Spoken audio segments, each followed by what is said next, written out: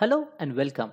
My name is Ravik Shirsagar. I am a trainer and consultant in the domain of project management and agile.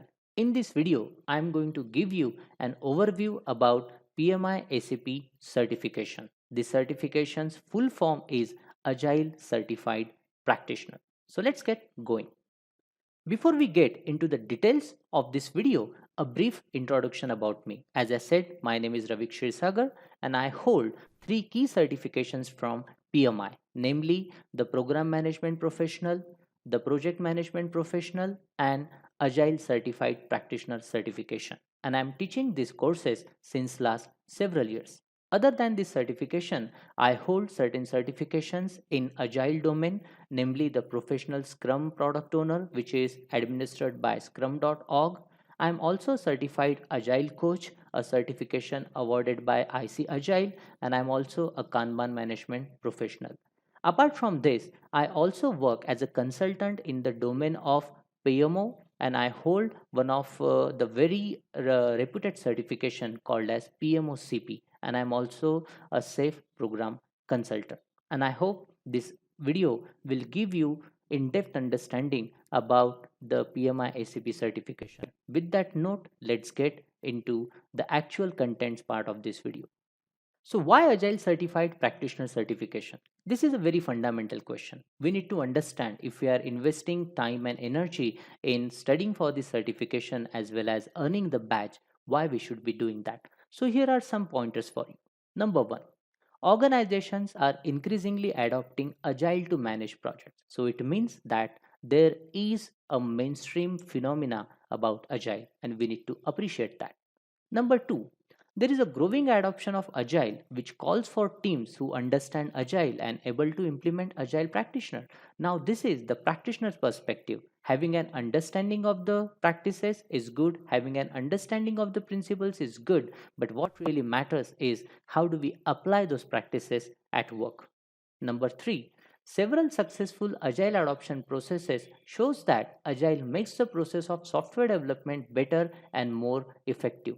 So there is a plethora of academic and business research available which has successfully demonstrated that agile does make sense. And number four, organizations look for people who understand various agile methodologies like Scrum, XP, Kanban, Lean, and TTD. So having a certification like this is a demonstration that you do have skills in these agile methodologies.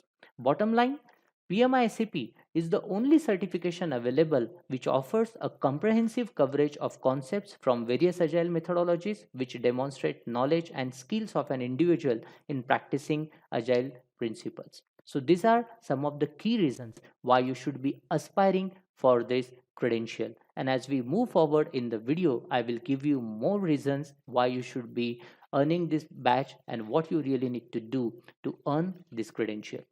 All right, as a practicing consultant and trainer, I do get lot of questions from my student about this certification. So this video I have organized in 10 questions and I believe answer to these 10 questions will give you an in-depth understanding about this certification. So here are those 10 questions which I am going to cover in this video. Number 1. What is PMI-ACP certification? Number 2. What is the eligibility criteria to take the exam? Number 3. What is the exam fee for taking PMICP certification exam? Number 4. What are other costs associated with PMICP exam prep? Number 5. How to submit application to write the exam? Number 6.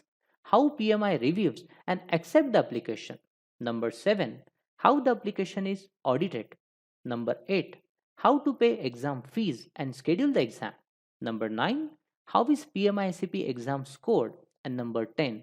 How to maintain the PMICP credential? I believe after getting answer to these questions, you will not be having any residual question in your mind. But in case if you do have any questions, you need some clarity, feel free to post your comments and I would be more than happy to answer your questions. With this note, let's get answering each and every question. Number 1. What is PMI-ACP certification? Let's get an understanding about what does this certification is all about. This certification is designed and administered by PMI. an organization which is the de facto leader in developing project management standards, and they have also been pretty instrumental in setting up agile related certification. So by earning this certification, you can be assured that you are in good company. Number 2, PMI SAP is designed by agile practitioners who know what does it take to be an agile practitioner. So let me give you some clarity about it. To set up any certification, PMI follows a process which is called as role delineation study. So what does this role delineation study means? This means that through this study, several stakeholders across the world comes together and identify what are the skills and competencies required for a professional to assume a particular role. So, in this case, if somebody needs to be qualified as an agile practitioner, then that person also needs to demonstrate certain skills and competencies. So, these skills and competencies has been mapped through a constructive survey which happened through practitioners across the world, and the skills and competencies have been identified. So, when you write this examination, when you earn this badge, you can be assured that this certification is a demonstration of your skills and competencies. Number 3, not tied to a single methodology, and it covers concepts from methodologies like Scrum, XP, Kanban, Lean, and other agile methodologies. So, this is another advantage. By earning this credential, you are not restricted to a particular methodology. Rather, you get an in-depth understanding about several methodology, a definitely good reason to go for this certification. And number 4, the credibility of the certification is definitely higher than other agile specific methodology certification. As I already explained you, it is backed up by PMI and it covers a great deal of breadth and depth of several agile methodologies. So what definitely should make you to earn this badge? What should prompt you to write this examination and earn this certification? Here are some of more reasons. PMI SAP certification helps a practitioner showcase their skills in agile methodologies. PMI SAP certification helps an employer choose right team members for agile projects. Now, this is something very, very important. If you think from a perspective of an employer really wants to know that are they hiring a person who is qualified for a project that involves agile stuff. So having that certification definitely gives the confidence to the employer that they are banking on the right candidate. So go ahead and earn this credential. PMI has positioned this certification not only for software industry, but with an intent that the agile concepts can be adopted by various industries including power, telecommunication, finance, and other industries. So this means that no matter which functional industry you are working in, right, these concepts are equally applicable in other industries. So these are some of the reasons, right, why you should be investing your time and energy in preparing and earning this credential. Now let's talk about the next question. What is the eligibility criteria for the examination? So if you have been convinced enough that you should be earning this credential, it's a good question to ask. Do I qualify to write this examination? And on your device screen, you can actually see the eligibility criteria. So to qualify to write this examination, there are 4 important parameters. Number 1, you need to demonstrate certain formal education, and that formal education is a secondary degree. So you can have a high school diploma, an associate's degree, or a global equivalent. The second important qualifying criteria is having a general project experience. So that means you need to demonstrate close to 2000 hours, which is equivalent of a year, 12 months working on a project team, and this experience must have been earned in last 5 years. The third criteria is demonstrating an agile project experience. So for this, you need to demonstrate that you have 1500 hours, which is approximately 8 months working on project teams using agile methodologies. And let me assure you that when we say that you need to have a project experience or you need to have an agile project experience, it does not mean that you should be holding a particular designation. No, all it means that you need to have an experience of working in agile project, and that designation could be anything. Also, one important point that needs to be noted about agile project experience is that your experience must have been earned in last 3 years. And this experience is over and above the general project experience. Bottom line, you need to demonstrate a general project experience as well as agile project experience. And the fourth and last criteria, it is related to training in agile practices. So to write this credential, you need to demonstrate that you have 21 hours of agile project management education. So by completing this particular course, you would be awarded with a certificate of training completion, and this certification or this certificate, I would say, the certificate of training, you can use as a qualifying criteria to write this examination.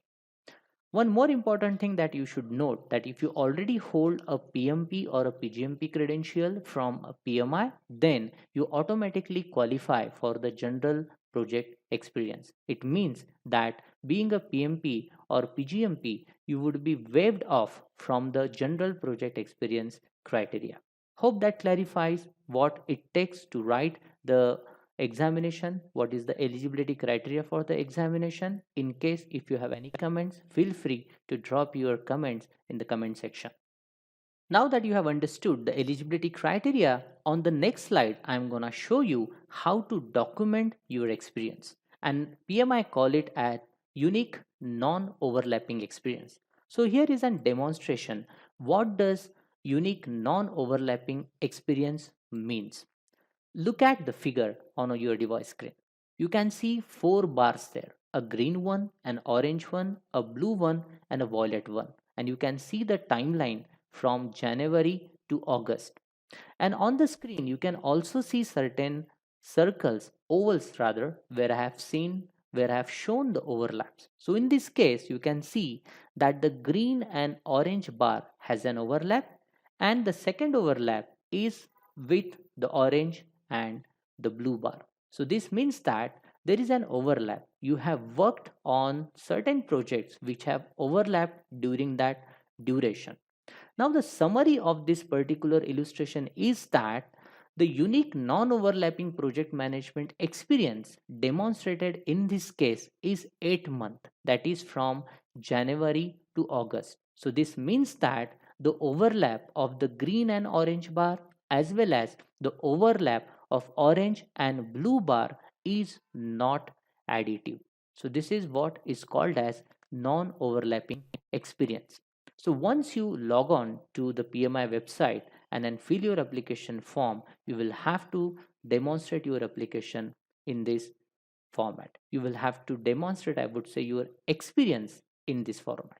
I hope that clarifies how to document the non-overlapping experience. So let's move to the next question. Let's understand what is PMI ACP exam fee, and I'm sure this question must be lingering in everyone's mind. So let me show you the fees. So this examination can be taken in two modes. Actually, those modes are online proctored as well as center based examination. So what is online proctored examination?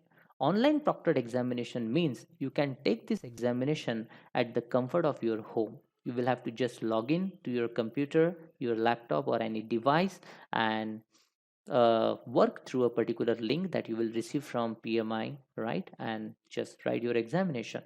It is an proctored examination. It means that there would be someone who would be monitoring your movements from the webcam. This means you will have to keep your webcam open all the time.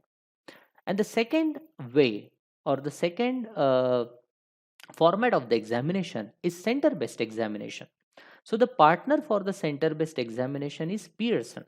So you will have to go to a designated center of the Pearson and you will have to write examination from there. Both the options are available, and Pearson has test centers across the globe. So I don't see a reason that why you should not be able to find a location near to the city where you are based at. So these are two options available to you, and the fee for the examination is same whether you choose an online proctored examination or whether you choose a center based examination. The fees remains the same. And here is a breakup.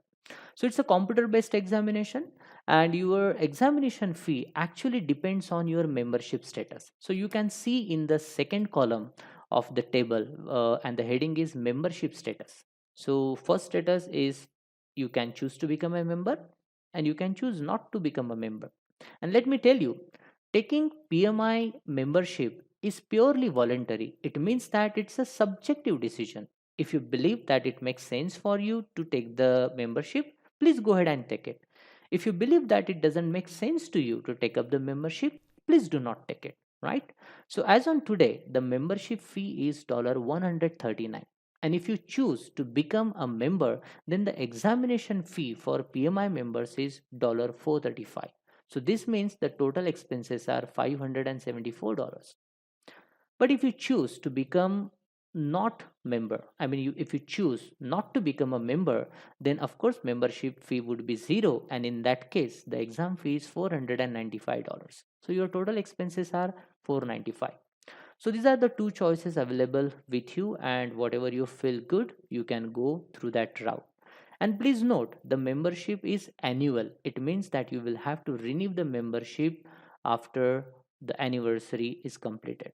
So again, as I said, it's totally your decision. If you choose to become a member, please do so. If you do not choose to become a member, please don't do that. So that's about PMI SAP examination fee. Now let me move to the fourth question. So here is the fourth question. What are other costs to prepare for PMI ACP examination? Of course, yes, you may still incur following costs towards preparing for PMI ACP examination. Which are those? Number one, PMI ACP exam prep class. So definitely, if you choose to enroll in this particular course, there is a course fee associated, and that would be an addendum to your actual examination fee.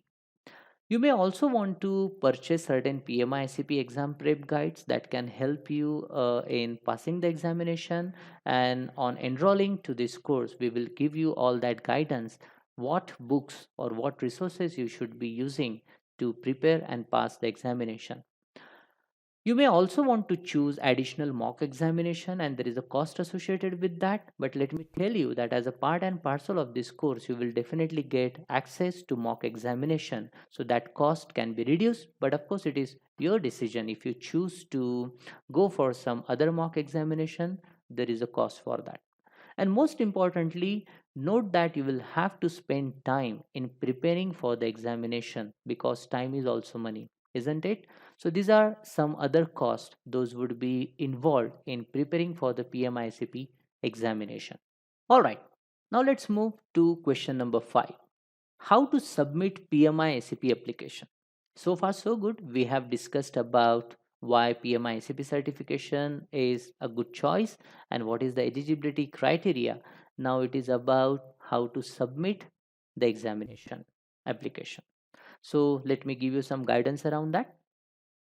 So these are some of the simple steps that you can follow to submit the PMI SAP exam application. So two important steps. Number one, create your free account, and it's very simple. Go to www.pmi.org and create an account by providing the necessary information. Please note it is absolutely free. PMI does not charge you anything to create an account, and of course it is mandatory for following rest of the steps. So get your account ready and you can do it right away. Step number 2, fill in the application form. So this is about submission of exam application form is absolutely free and no money to be paid to PMI at this stage. This is very simple. Once you log into your account through pmi.org, you can go to your dashboard, and from there you can choose the certification that you want to apply to. And in this case, it would be PMI CP. And once you click that link that you want to apply for the certification, an online form will appear. And this is basically very simple form. It just asks you to add in certain details, and that's it. And as I said earlier, there is no money charge at this stage by PMI to submit the application. It means it is absolutely free. So piece of advice, before you decide To submit the PMI ACP application, please ensure that you meet all the eligibility requirements which I have explained earlier, which also includes the mandatory 21 contact us project management education. If you wish to enroll in this particular course, feel free to drop us a note and we will assist you further. So if you are prepared to take the examination, go ahead and submit your application. So that's about the application submission process of PMICP credential. So let's move to question number 6, and you can now see it on the device screen. How PMI reviews and accept the application? And this question I normally get from several students, and they ask me, fine, then what is the review process? And this review process is very, very simple. So again, I have the simplified this particular process in 2 steps. So after submission of application, following sequence of event happen. Number 1, PMI reviews the application for completeness. So at this stage, PMI only checks if the information asked in the application form is provided or not. So you may ask me a question. So what is that information PMI asks? So this information is nothing but the eligibility criteria that we discussed in earlier question.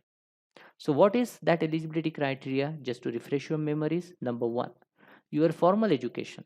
So in the application form, you would have documented your educational details. Number 2, general project experience. So I'm sure you must have documented the general project experience. Number 3, agile project experience, which you must have documented in the application form. And number 4, the agile training details. So you must have documented that. So in this particular step, PMI just reviews whether the application provided in your application form qualifies you for writing the examination or not. That's the whole, what should I say? That's the whole idea behind this review process. And if it matches the eligibility criteria, you are through. So once this review is completed, which PMI typically takes 5 to 10 business days, then you have step 2, that is applicant receives a notification from PMI regarding acceptance of the exam application. So this is an indication that application is complete and you are all set to write the examination. So this is the step when you can proceed for payment and scheduling your examination. So you will receive an email on your registered email ID, and you can take the next steps, and I'm going to explain you those steps in some time. One important point that all of you need to know is about the eligibility period. So the eligibility period to write PMI ACP certification starts from the date of acceptance of your application. And that eligibility period defined by PMI is 1 year. So this means that you have 1 year to schedule and write the examination. And there are no restriction when you should pay the fees and schedule and write the examination. Anywhere during that 1 year window, you can actually book your examination and you can write the examination. In certain cases, an application can get selected for audit before you pay the examination fee. And this is something I'm going to explain on the next slide. So I repeat, the flow is like this. You would be submitting the application. Your application would be reviewed by the PMI, and then you will get an indication or email confirmation that you qualify for the examination and go ahead and write the examination. This is one thing. Another thing that can happen with you is after submission of the application and after review of the application, you may actually get an email from PMI where it will tell you that your application is selected for audit, and then you will have to go through the audit process. And this audit process I'm going to explain you on the next slide. So you can see the audit details on your device screen now. That's question number 7, how the application is audited. So PMI choose certain applications for audit randomly after submission of exam application. And I have already explained you the flow. So just to refresh your memories, there are 2 instances. Number 1, you submit the application and you directly get a go ahead from PMI to write the examination.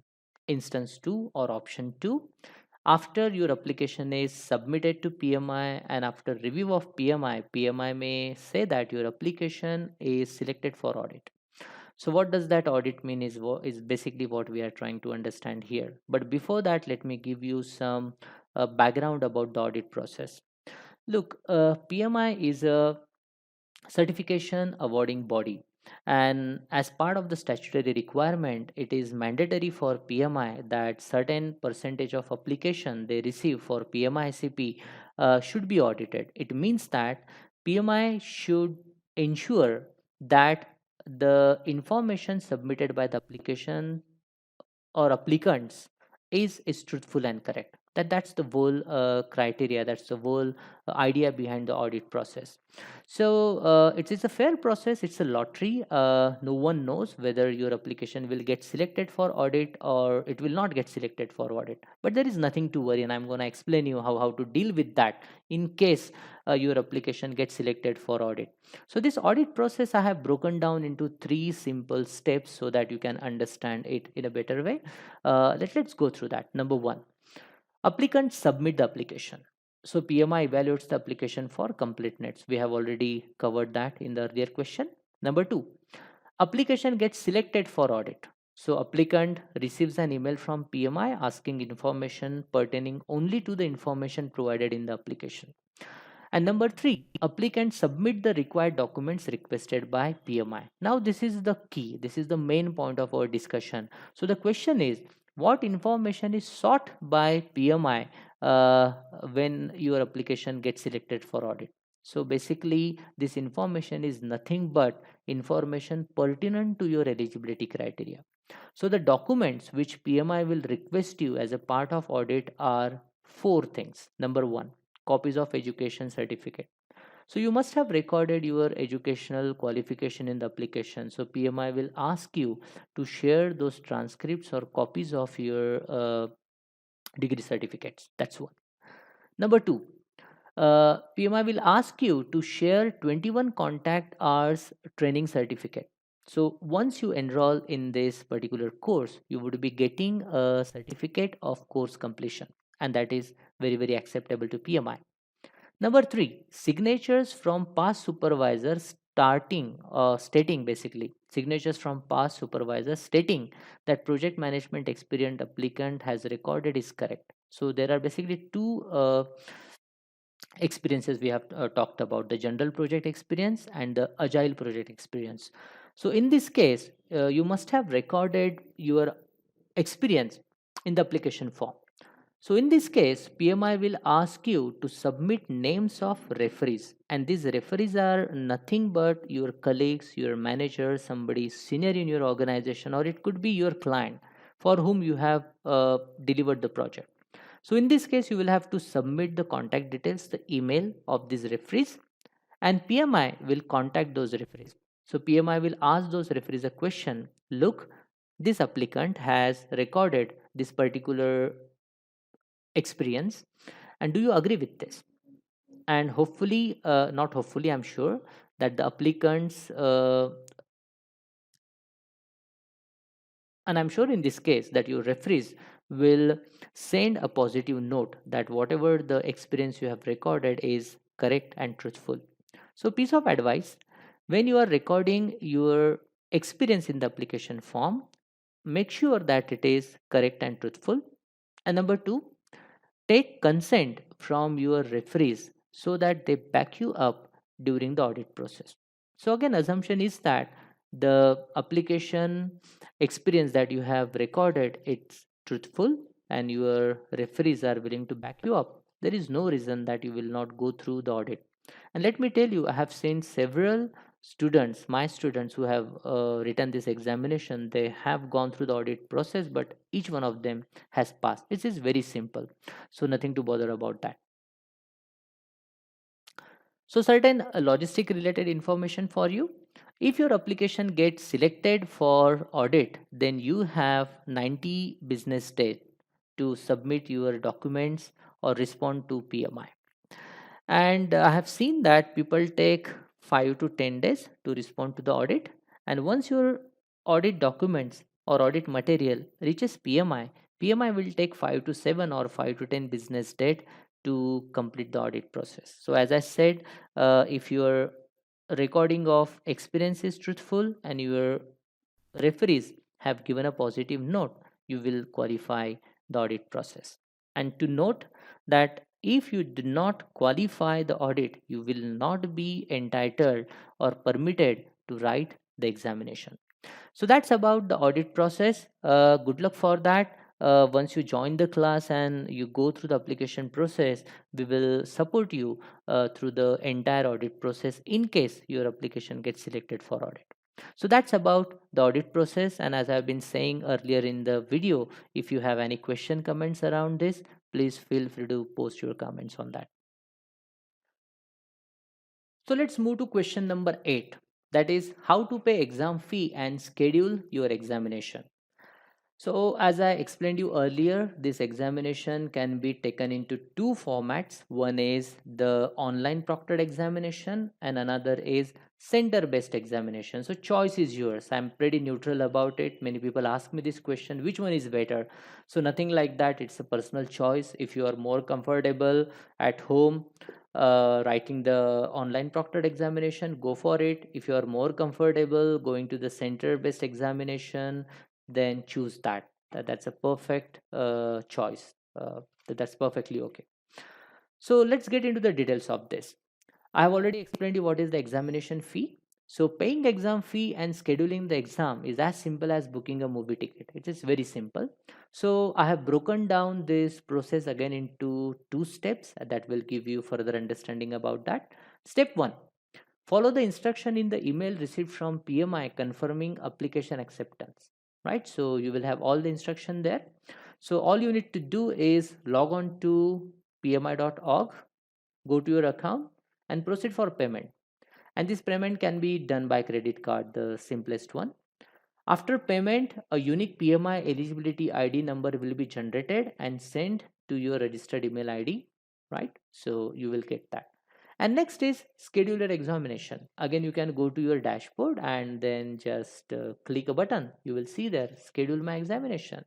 And then a pop-up window will come up. So it is as good as selecting your country, your state, your nearest location, and then it will show you the test centers. You can also search the test centers using pin code. And if you have chosen to go by an online proctored examination, then it is pretty simple. So if you choose to join this particular class, you will also get a full support for creating your application packet as well as exam scheduling and further tips. So that's about paying examination fee and scheduling the examination. So let's move to question number 9, and that you can see on the device screen. How is PMI SAP exam scored?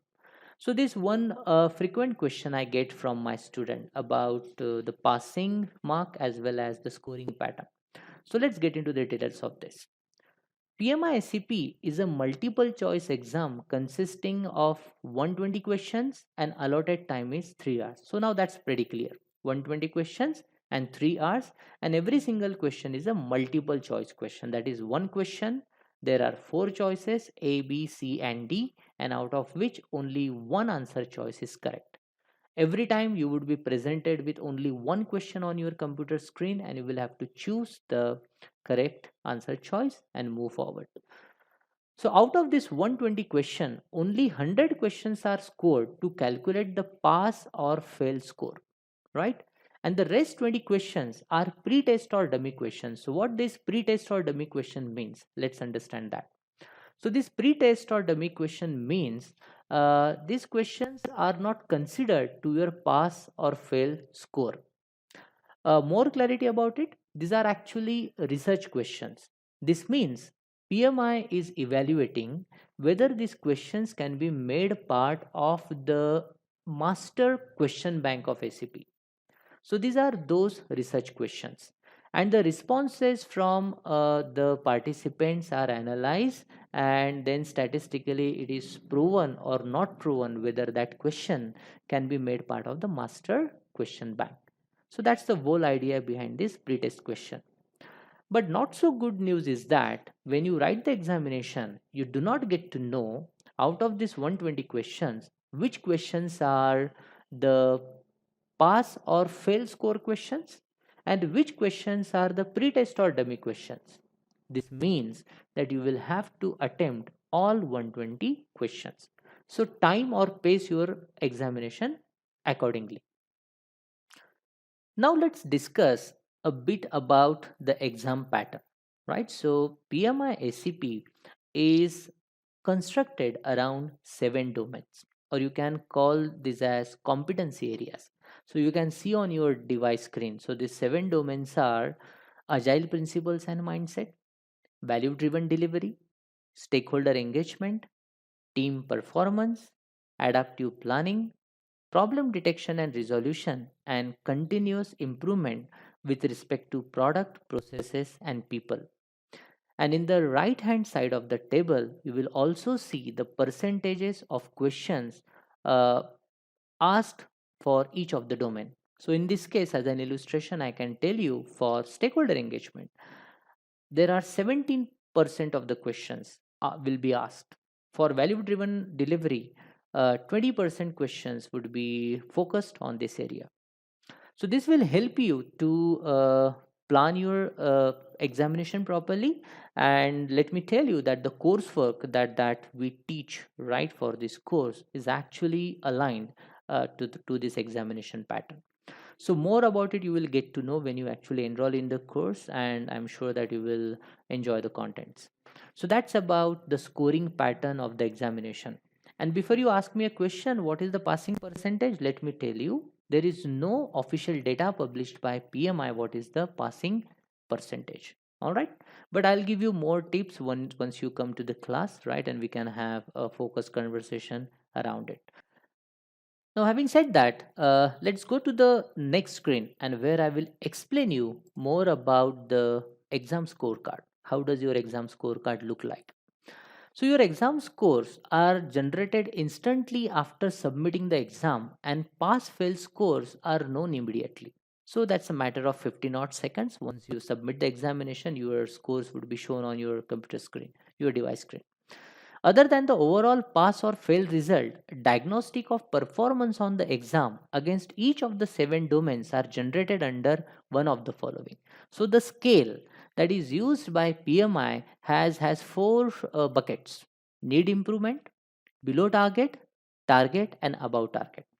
So here is an illustration that I have shown as a scorecard. So on in the table that you can see on the left hand side, you will see the domains, the 7 domains, and right hand side you will see your score. I'm sorry for that. The table says percentage of question. It should actually read your score. So in this case, as an illustration, we can take number 4, team performance. So the you have scored or someone has scored on target. In continuous improvement, right? The score is below target, and in agile principles and mindset, the score is target. In value driven delivery, the score is above target. So this is how something you will see your scorecard. Now, how to interpret this? What exactly does it mean to pass the examination? How many domains can be below target and still you can pass the examination? All this needs a detailed conversation, and that is something we will have during the actual class. But this is something representative, and I'm sure that this would be helpful to you.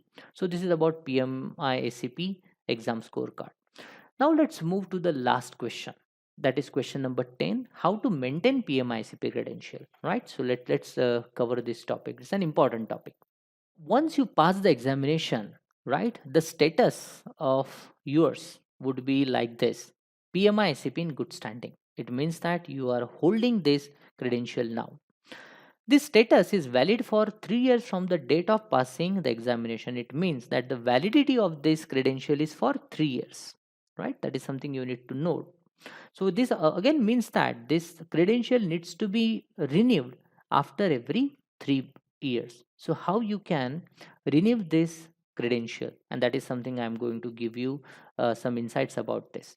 So on the table that you see on the device screen, right on the left hand side, there is the first option, that is rewrite PMI SCP certification exam after or every third year. And I'm sure nobody would like to do that.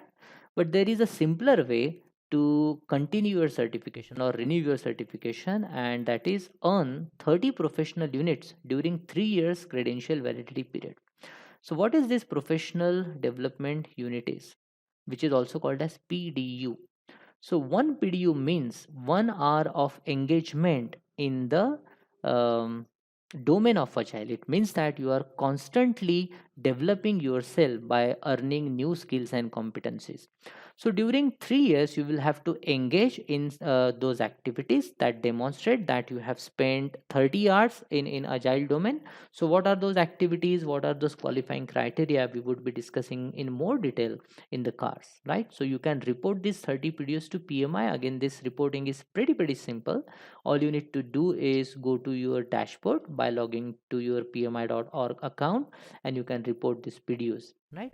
And you can renew this credential by paying a renewal fee at every third anniversary, and this is how your credential would be renewed for another 3 years, right? And I'm sure this latter is the preferred option, and more about it you can know through the continuing certification requirement, that is CCR program. And all these details are again available on the pmi.org website. So that's about question number 10, and I'm sure that through this conversation you have got a detailed level of understanding about PMICP credential. All right, so on the next slide, I will give you an understanding about the course, how this course is structured. So this is aligned with the PMICP content outline, which I have shown you earlier, along with the distribution of the questions. And these are basically 7 modules. So these 7 domain areas we use as 7 modules in our course, beginning with agile principles and mindset, then value driven delivery, stakeholder engagement, team performance, adaptive planning, problem detection and resolution, and continuous improvement.